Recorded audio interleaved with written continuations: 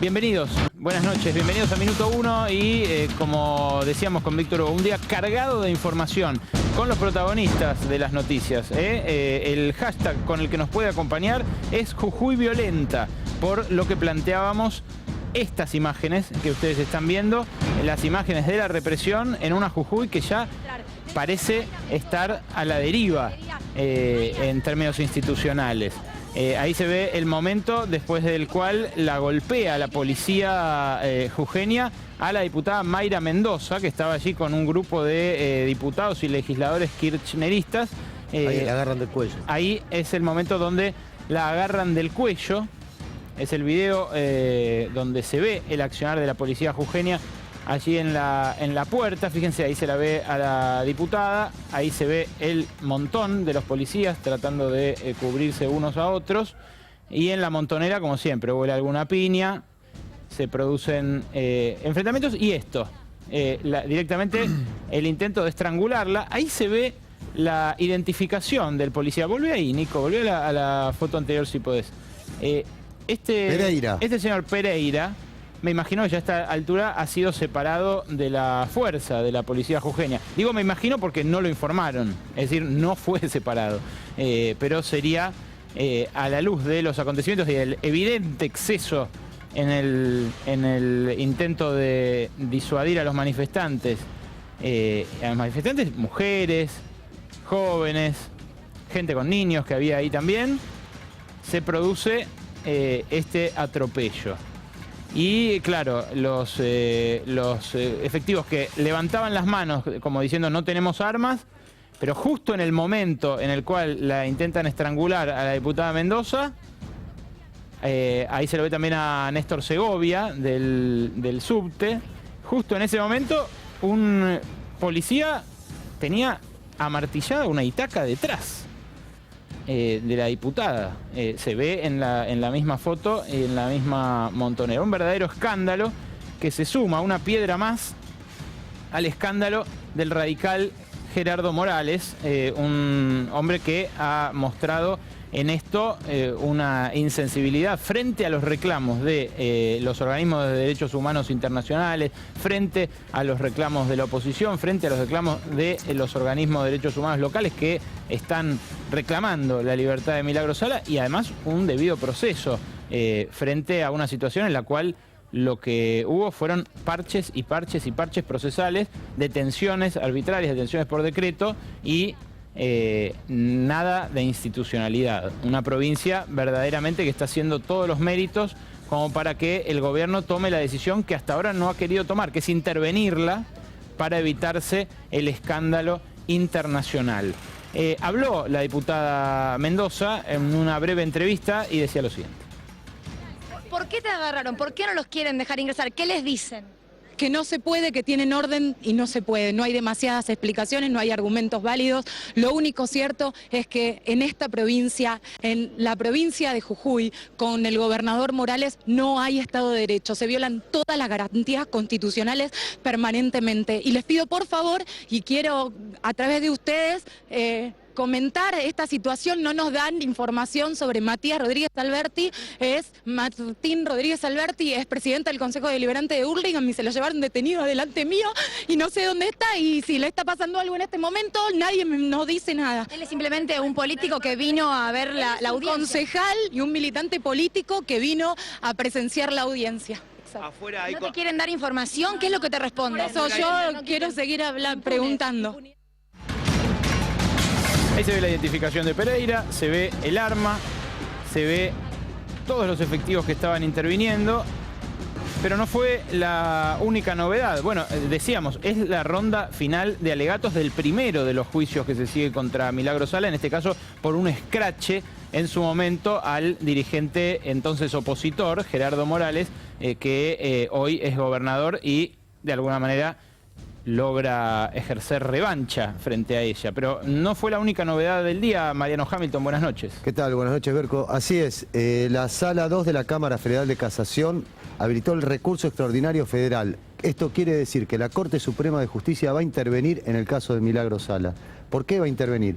Porque se trata de una parlamentaria del Parlasur y además porque hay reclamos internacionales en donde se argumentan que hay diferentes tratados que deberían hacer que Milagros Sala transcurriera este proceso en su contra en libertad. Así que la Corte Suprema se vio obligada a aceptar el caso. Digo, se vio obligada a aceptar el caso porque recordemos que en marzo lo había rechazado. Ya le habían pedido de la Tupac Amaru que interviniera en el caso de Milagros Sala y Nolasco, con firma de Lorenzetti, Nolasco y Maqueda rechazaron la intervención de la Corte Suprema. Luis Petri, Morales es un correligionario suyo. Sí. ¿Cómo vio estas imágenes?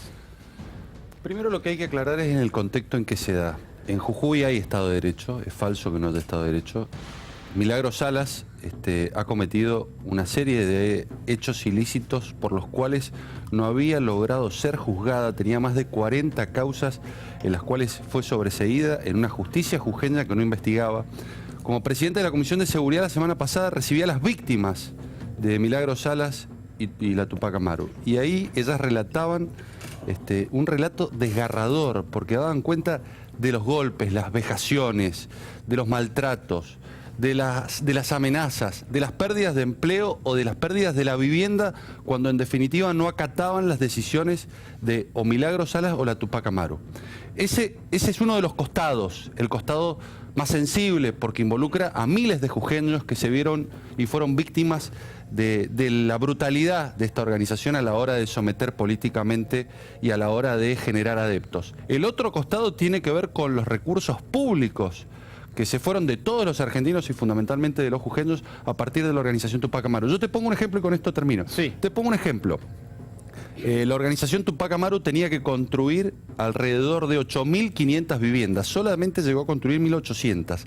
Se giraron 1.300 millones de pesos del Ministerio de Planificación hacia el Instituto Provincial de la Vivienda Jujeño y hacia las municipalidades. Esos fondos, la Oficina Anticorrupción de Jujuy está diciendo que más de 722 millones de pesos no fueron a parar a la construcción de viviendas, Déjeme hacerle dos sino preguntas. que fueron a parar a la financiación de este aparato político que se había montado a partir de Milagros Salas. Antes de circular la palabra, dos preguntas. Una, frente a esas 1.800 viviendas, ¿el gobierno de Gerardo Morales cuánto hizo hasta ahora? Bueno, no tengo conocimiento, pero lo que sí tengo, a ver, sé que hay Bien, una política de vivienda. No importa. Pero lo importante, a ver, lo importante es qué pasó con ese dinero y a nosotros nos parece que hay que investigarlo. Pero eso amerita que ocurra lo que está ocurriendo ahora en Jujuy, digamos, que le peguen a una diputada, a una diputada nacional, porque las fuerzas policiales tienen que comportarse y tiene que haber una investigación judicial para determinar responsabilidades. Milagros Sala debe ser investigada, estamos completamente de acuerdo. Sin lugar a dudas, todo tiene que ser investigado. Ahora, esto no es me imagino que se debe coherente. haber presentado una denuncia, me imagino que debe estar interviniendo algún juez y que justamente va a haber una investigación, se van a poder ver los videos. Pero no hay una investigación, digo. La agarraron del cuello una diputada nacional. Pero por supuesto, y tiene que haber al respecto. Pero claro, porque si en definitiva lo que se aduce es que ha habido irregularidades en el procedimiento, que ha habido mal comportamiento por parte de las fuerzas policiales, seguramente va a determinar las responsabilidades penales y administrativas, pero Mariano. Luis, estamos hablando de que agarraron del cuello. Un oficial de la policía agarró del cuello a una diputada nacional y la tiró al piso. Por supuesto, o sea, ¿qué es lo que hay que investigar? Están las imágenes. No, bueno, pero tiene que haber un proceso. En todo Estado de Derecho, digo. En todo Estado de Derecho, Mariano. Tiene que haber tiene que determinar la justicia. En todo Estado de Derecho, Milagros Sala podría transitar el proceso en libertad y no detenida en Estado de Derecho. Porque hay un peligro procesal. Ya lo ha dicho hasta el Tribunal Superior de Jujuy. Milagros Sala está... El único que lo dice. No, lo han dicho 3 instancias, no el único. Bueno, lo han dicho 3 instancias. Hay un peligro procesal, Berco. ¿Cuál es? Y Mariano. Sí.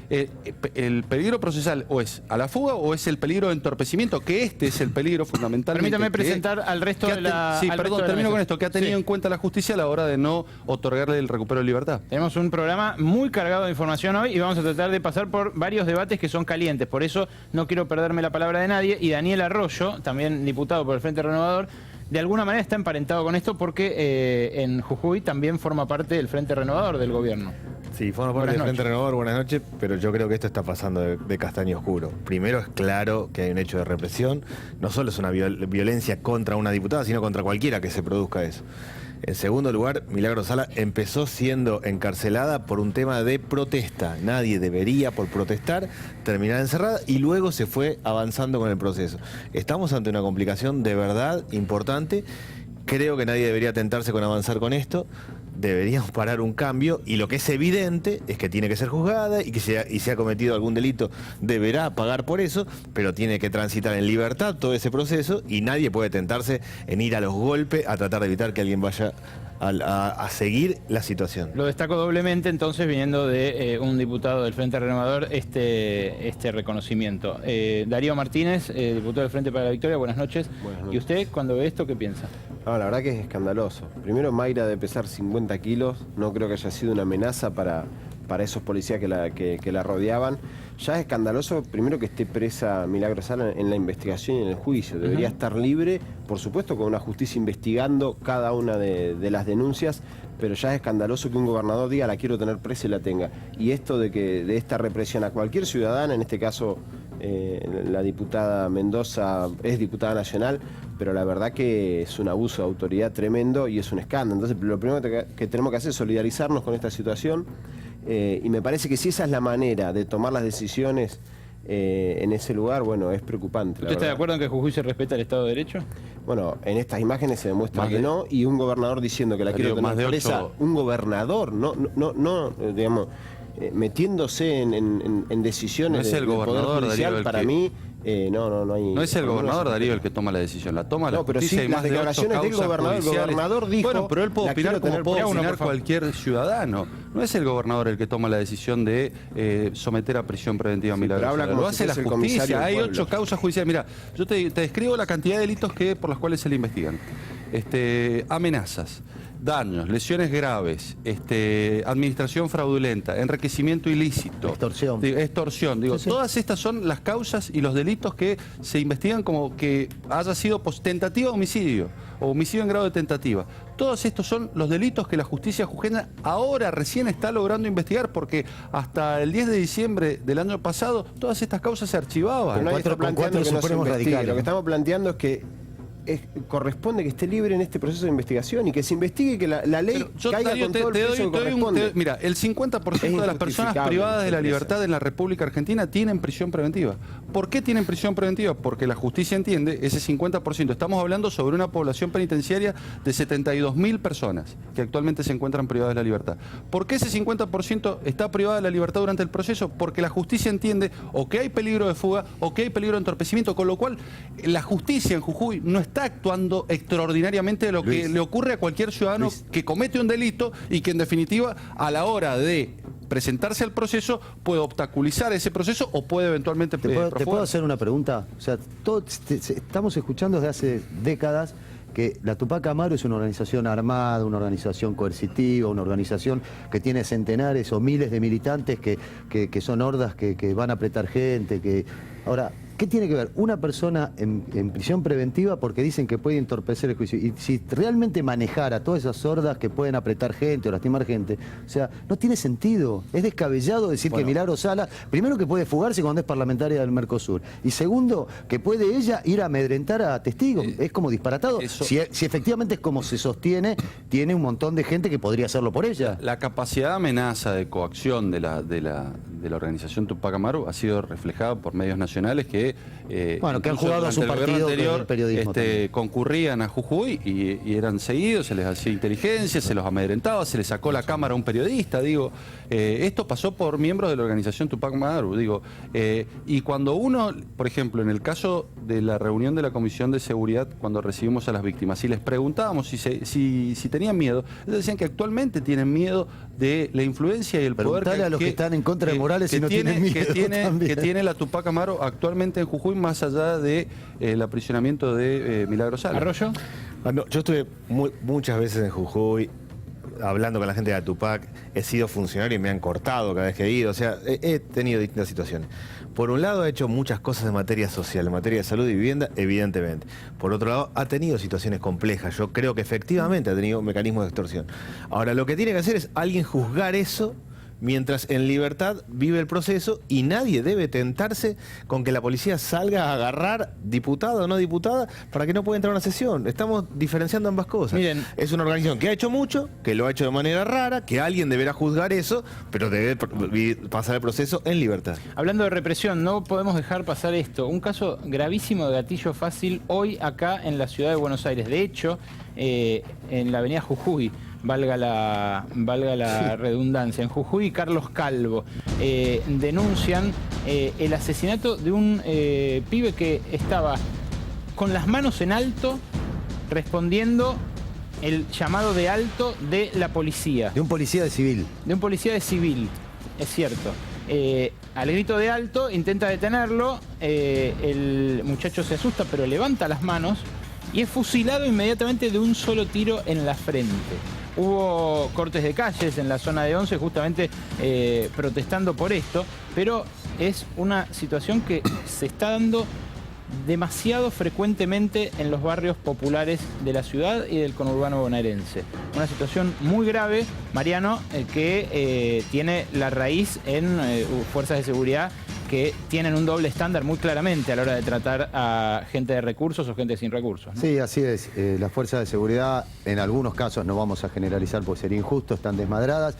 Lo curioso del caso es que esto fue a plena luz del día y adelante de numerosos testigos. O sea, esto también es algo que, si se quiere, habla a favor de la denuncia que realiza el Frente Darío Santillán del fusilamiento de este muchacho. Quédese si le interesa el caso Milagro Sala, porque vamos a estar pendientes de la ronda final de alegatos y les vamos a transmitir cuando se produzca allí algo de interés, algo de relevancia. Pero vamos a ir a otro de los temas de la jornada, la sorpresa que sacudió al mundo aeronáutico y que sacudió también el tablero empresario y gubernamental. La renuncia inesperada de esta señora que vemos allí, la ingeniera Isela Costantini, hasta hace pocas horas presidenta de Aerolíneas Argentinas, una de las rutilantes CEOs que desembarcó en el gobierno, trayendo su experiencia del sector privado y supuestamente para dar vuelta la ecuación de Aerolíneas Argentinas. Una Aerolíneas Argentinas que recibe subsidios, subsidios que muchas veces son presentados como pérdidas multimillonarias en dólares, pero que en definitiva son esos subsidios para una aerolínea de bandera que los recibe igual que los reciben muchas otras aerolíneas del mundo, aerolíneas que para funcionar necesitan de esos subsidios, sobre todo si uno pretende que en un país tan extenso como la Argentina se cubran las rutas menos rentables. Isela Costantini estuvo cruzada en una interna desde el principio con ese otro señor que ven aquí, a mi lado, el vicejefe de gabinete,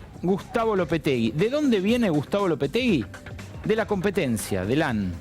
Viene de ser CEO de LAN durante años, de tener además una gestión muy cercana a los Cueto, los dueños de la aerolínea chilena, aerolínea que por otra parte tiene deliberadamente una política de transformarse en bajo costo, o sea, de flexibilizar las condiciones de trabajo en lo posible y hacer que los vuelos sean más baratos y que se cubran solamente las rutas más rentables. El mercado aerocomercial argentino se está transformando, están entrando nuevos jugadores que también de alguna manera reciben subsidios, porque Avianca, por ejemplo, que va a entrar acá, que le compró la empresa a la familia del presidente, a McAir, tiene ahora garantías de que sus vuelos al exterior desde las provincias argentinas van a tener ocupación plena garantizada por las provincias. Eso es otra forma de subsidio, pero lo que está claro es que el gobierno vino a cambiar el mapa del mercado aerocomercial y que estas dos personas, las dos personas que están a mi lado, Isela Costantini y Gustavo Lopetegui,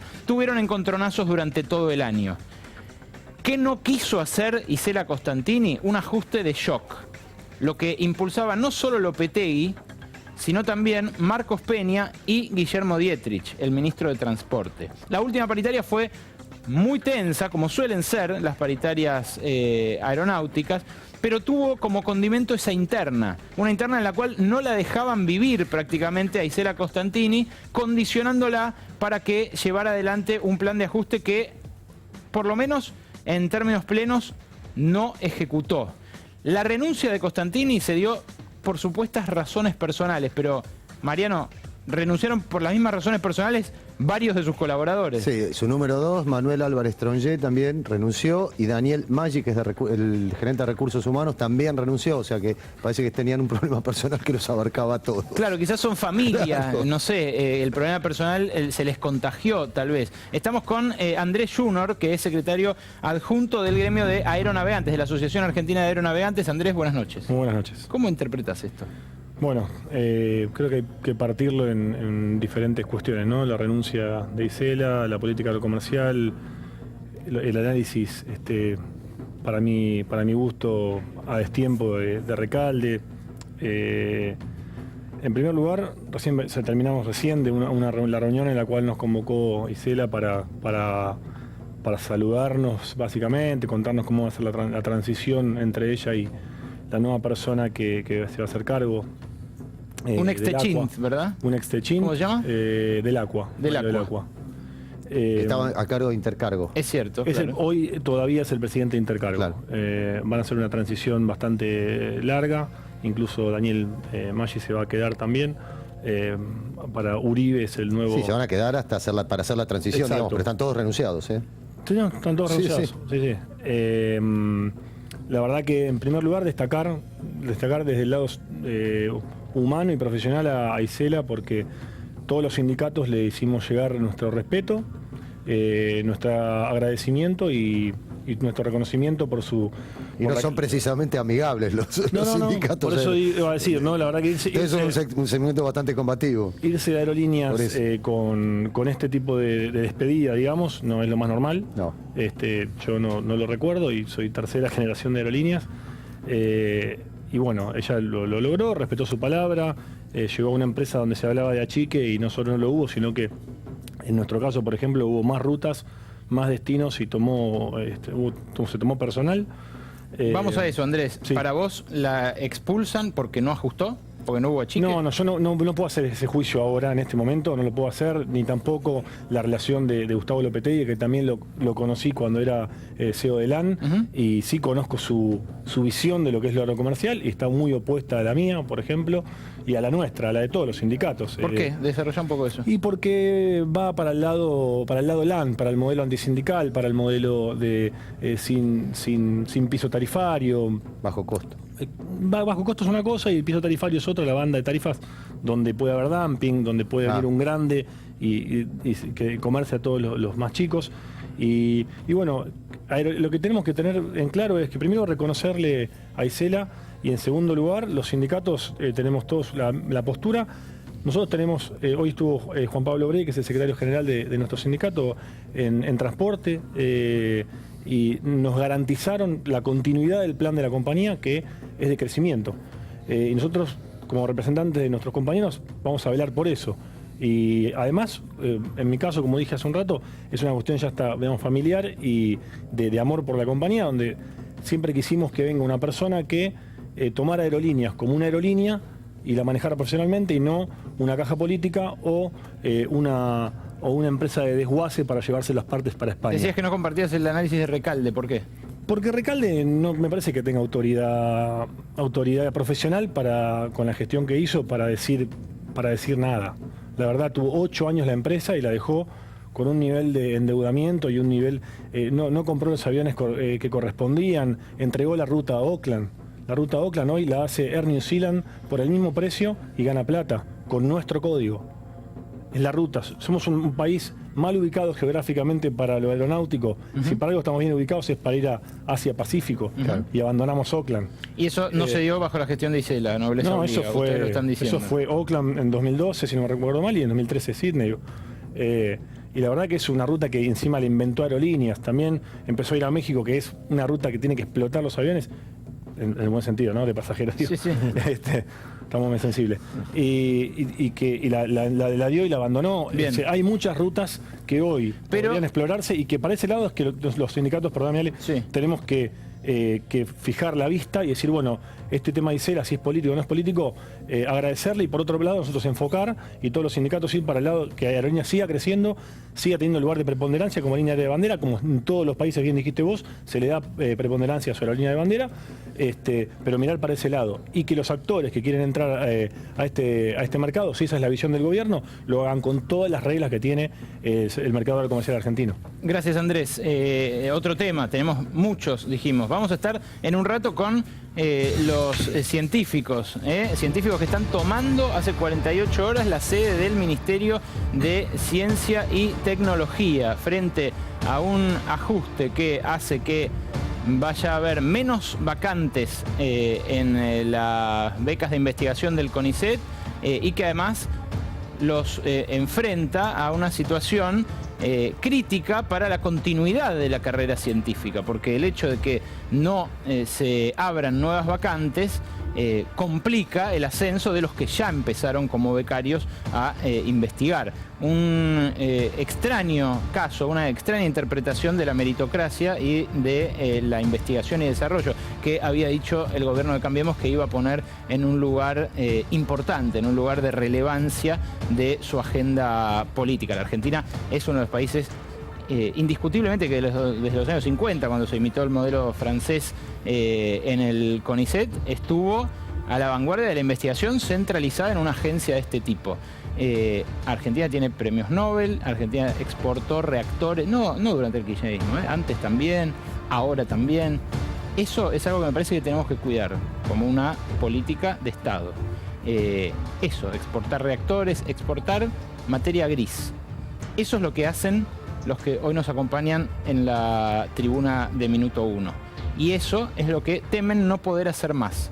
Por eso están tomando la sede de un ministerio. A nadie le gusta tomar la sede de un ministerio, a nadie le gusta cortar una calle, a nadie le gusta hacer quilombo, no es vocación por el quilombo. Hoy escuché, no solemos aquí referirnos a colegas, pero hoy escuché una radio que durante todo el día, una radio líder en audiencia AM, que durante todo el día se ocupó de militar en contra de la protesta de los científicos, de decir que había 50 gatos locos, que no eran ni siquiera los 500 despedidos que están defendiendo y reivindicando. Bueno, espero que en esa radio no hagan notas cuando a un científico argentino lo reconozcan internacionalmente. Esos reconocimientos, esos logros se cimentan gracias a tomas como las que están haciendo hoy los científicos precarizados, con gran conciencia y con gran apoyo de la gente que realmente se da cuenta qué es lo que importa. Vamos a estar con ellos más tarde, vamos a hablar de este tema y les vamos a dar la palabra como hacemos siempre, pero también tenemos que hablar de un tema que empezamos esta semana tratando muy en profundidad, porque, claro, ya es un escándalo internacional. El caso Panama Papers, los negocios del clan Macri y el exhorto que hizo una fiscalía alemana para que la justicia argentina se expida e investigue los millones del clan Macri.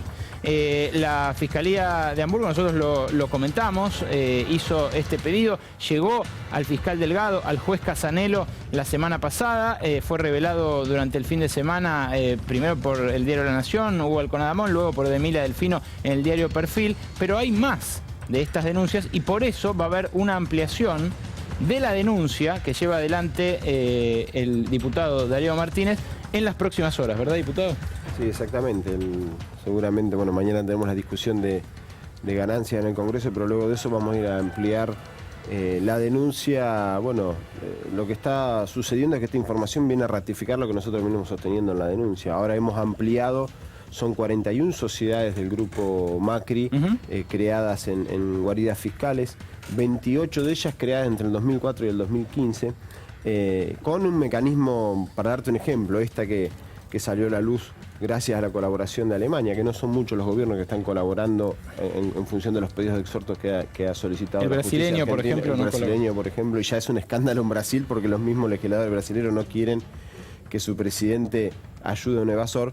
Pero te decía, en esta sociedad, por ejemplo, el tesorero de esa sociedad figuran otras 45 sociedades. Son prestanombres en estas sociedades truchas, y las accionistas, partes de esta sociedad, también son parte de otra que se llama Macri Group Panamá, por ejemplo. 29 de esas 41 sociedades del Grupo Macri están creadas en Panamá, y en donde hay 16, en 16 de ellas hay un Macri en el directorio. En el resto hay gente relacionada laboralmente al grupo SOCMA. Bueno, eso lo vamos a llevar a la justicia, porque también esto tiene que ver con el decreto que acaba de firmar el presidente hace pocos días, donde le permite a los familiares blanquear dinero negro, porque no solamente hay 41 sociedades del Grupo Macri creadas en guaridas fiscales, sino que hay 18 funcionarios más de esta gestión que también tienen sociedades. Por eso entendemos que esa información se la tenemos que dar a la justicia, y quien nos pone en esta situación es el propio presidente al firmar un decreto donde le da puerta o canilla libre a varios familiares de estos funcionarios a blanquear dinero negro. Otros 18 funcionarios, dijo, bueno, uno de ellos es Néstor Grindetti, que salió en los Panama Papers originales. No, funcionarios del Ejecutivo. Del Ejecutivo. ¿Quién es? ¿Alguno? Abruz, secretario de Derechos Humanos, Chain, secretario de Obras Públicas, Jesús Silveira, subsecretario. Bueno, ahí son varios cargos, no de tanto renombre. Bueno, Darío Lo Pérfido, quien era ministro de Cultura de la Ciudad Autónoma de Buenos Aires. Marcos Peña dijo que esto es una operación berreta. ¿Es una operación berreta de la cual forma parte la Fiscalía de Hamburgo, Luis Petri? Mira, lo primero que hay que decir en esto, Berco, es que cuando surgió el tema de los Panama Papers, a diferencia de lo que hacía el gobierno anterior y fundamentalmente la presidenta anterior, y su vicepresidente, Amado Boudou, que no hay que olvidar, fue ponerse a disposición de la justicia. Por un lado, hubo una investigación, y que actualmente está en manos del fiscal Delgado, pero por otro lado, el propio Macri, el propio presidente de la Nación, presentó una acción para que justamente se determinara con precisión la licitud de sus operatorias como miembro de un directorio, no como accionista. Con lo cual nosotros vamos por la transparencia y vamos con la verdad. Perdón, no se sabe si es accionista, ¿no? Porque son acciones no nominativas. Bueno, pero no tenemos... A ver, el presidente de la Nación no tiene nada que ocultar. Todos saben que su familia tiene un grupo empresario. Él proviene del sector empresario. Eso es conocido por todos.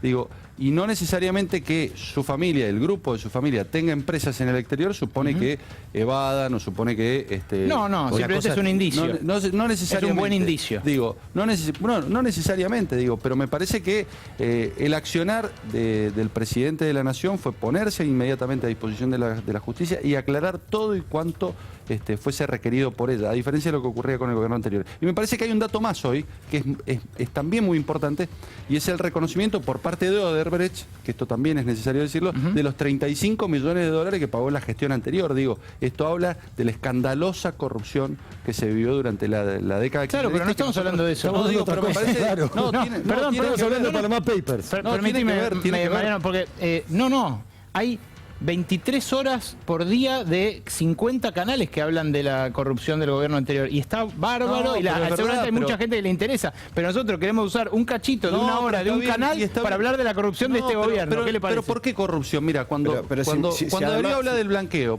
pero a ver, hablemos cómo son las cosas. Cuando Darío habla de la ley de blanqueo y dice que esto va a beneficiar a los funcionarios actuales, es falso. ¿Y por qué digo que es falso? Porque en definitiva, todo el que lee el decreto se da cuenta de que en definitiva ningún pariente va a poder blanquear bienes o dinero durante el periodo en donde el funcionario público fue electo. Digo, en ese periodo comprendido. Es un blanqueo anterior al inicio de la función pública. Si un presidente tiene una empresa... No va a haber posibilidad de que un político, por ejemplo, utilice como testaferro a su pariente para ingresar bienes al blanqueo. Porque todos los bienes que se blanqueen tienen que ser anteriores al inicio del ejercicio de la función pública. Pero el proyecto que vos votaste decía otra cosa. ¿No te sentís estafado como legislador? No nos sentimos estafados. De hecho, a ver... Yo integro la Comisión de Decretos de Necesidad y Urgencia y ayer se cometió un grave exabrupto en esa comisión porque se violó, en definitiva, la competencia que tenía esa comisión a la hora de dictaminar respecto de los decretos, que son tres básicamente: los vetos parciales, los decretos delegados y los decretos de necesidad y urgencia. El Poder Ejecutivo tiene la potestad reglamentaria, Berco.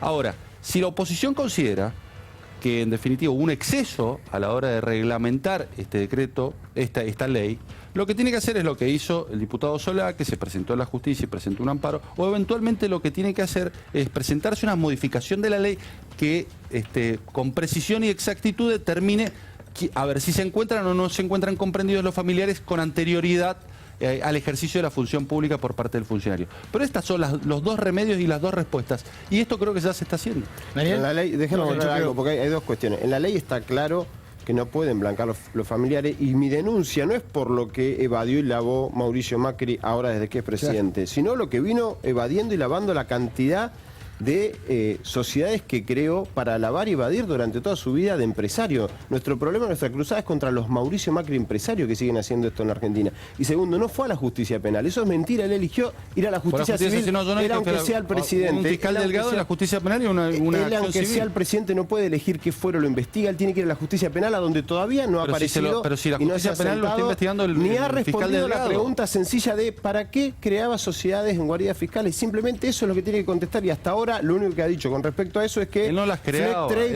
Trading, era sí, parte yo tengo el acta, donde decir, él firma. era el grupo empresario de su familia. No, Mauricio Macri, vicepresidente de Fleck Trading, la misma sociedad que él dijo que nunca operó, no funcionó, y tengo el acta donde están comprando acciones por $9.300.000 en Brasil. Por eso los legisladores brasileños están enojados con su presidente que no colabora con la justicia argentina. Entonces, ese discurso de que pueden ahora aguante, el decreto lo que hace es ir en contra del espíritu de la ley. Y en la ley, el único artículo que votamos por unanimidad, el único artículo que voté yo de esa ley, era muy claro, los familiares directos no pueden existen blanquear. los remedios como para impugnar si la oposición cree que ha habido un exceso en la reglamentación. Ahora, vos los cuestionás también, esos remedios para impugnar los cuestionás, porque dijiste que ayer se cometió un exceso. Pero es que vos fíjate lo que ocurrió ayer. Una comisión como es la de DNU, que tiene una competencia acotada, fue utilizada, a producto de la mayoría que actualmente tiene el kirchnerismo, fue utilizada para sacar un rechazo a ese decreto, lo cual es gravísimo porque el Poder Ejecutivo tiene la facultad de reglamentar. Después será cuestión de ver y visualizar si en definitiva hubo exceso, o se naturalizó el espíritu o no.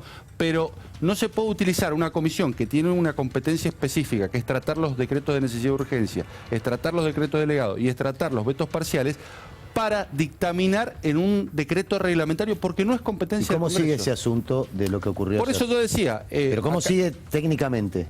y bueno, es absolutamente nulo lo hecho. Digo, es absolutamente nulo lo que actuó la comisión ayer de decretos de necesidad. Daniel. No, a mí me parece más allá de los tecnicismos que de algo práctico. El presidente y cada funcionario deberían contarnos en qué empresas offshore forman parte. Como los ciudadanos de a pie solemos entender las empresas offshore como algo no del todo claro, si lo es nos podrán contar. Entonces cada funcionario, y de acá para adelante de los gobiernos que vengan, deberían contarnos. Yo formo parte de estas y de estas cada uno, y no que vayan saliendo papeles por cada lado. Esto ocurrió en Gran Bretaña. Pero es lo lógico. El diario The Guardian les reclamó a todos los miembros del gabinete que digan si tenían o no empresas offshore. Los que no respondieron los publicaron, también pusieron no respondió, pero casi todos respondieron. Cualquiera a favor de la transparencia diría, mire señor, estamos en todas estas, no que cada uno vaya descubriendo de a una por vez. Todos estos funcionarios están en estas, lo hicimos de tal manera, en eso somos accionistas, somos directores, no tenemos nada que ver, pero algo claro, ¿no? Que tenga que ir cada uno. ¿Estaría bueno eso, Luis? ¿Cómo? ¿Estaría bueno eso? Espero que se publique todo. Digo, de hecho, este gobierno ha dado una clara muestra de que en definitiva está por la transparencia. No, pero admitieron 3 al principio. Sancionamos la ley de acceso a la información pública, que era un viejo reclamo. Digo, y esto hace un gobierno abierto, y esto hace que los funcionarios tengan que dar explicaciones, y esto hace que en definitiva tengamos la posibilidad, cualquier ciudadano, de exigirle al que gobierna que dé explicaciones no solamente respecto de su patrimonio, sino también respecto de los actos de gobierno. Igual Mejor sería que nos acompañen en el proyecto de ley que he presentado para que ningún proveedor o contratista del Estado pueda estar relacionado con guaridas fiscales, y lamentablemente no conseguimos las voluntades del oficialismo, nadie nos quiere acompañar, porque realmente viven de dinero del Estado y no tributan. Y esto no es nuevo, esto existe en Barcelona, existe en otros lugares donde hay legislación en ese sentido. Digo, lo mínimo que le podés pedir a una empresa que es contratista, proveedor del Estado, es que tribute en el país del cual vive su contrato. Y la verdad que en eso también sería bueno como un ejemplo. Habría que analizarlo, del Congreso que habría que analizarlo en las comisiones respectivas. Vos sabés que si ha habido una constante en este gobierno y en el tratamiento parlamentario, es que ha habido diálogo. Digo, algo que no había y no hubo durante 12 años, donde bajaban el martillo, donde imponían las mayorías, en donde no había discusión, donde se trataron temas como el Código Civil sin debate, nosotros, y vos sos testigo de esto, estamos buscando y construyendo consensos ley por ley y buscando mayorías. Pero porque no tienen otra alternativa, Luis, porque no tienen mayoría. Bueno, pero Porque lo no tienen otra hacemos por alternativa. obligación, pero también lo hacemos por convicción.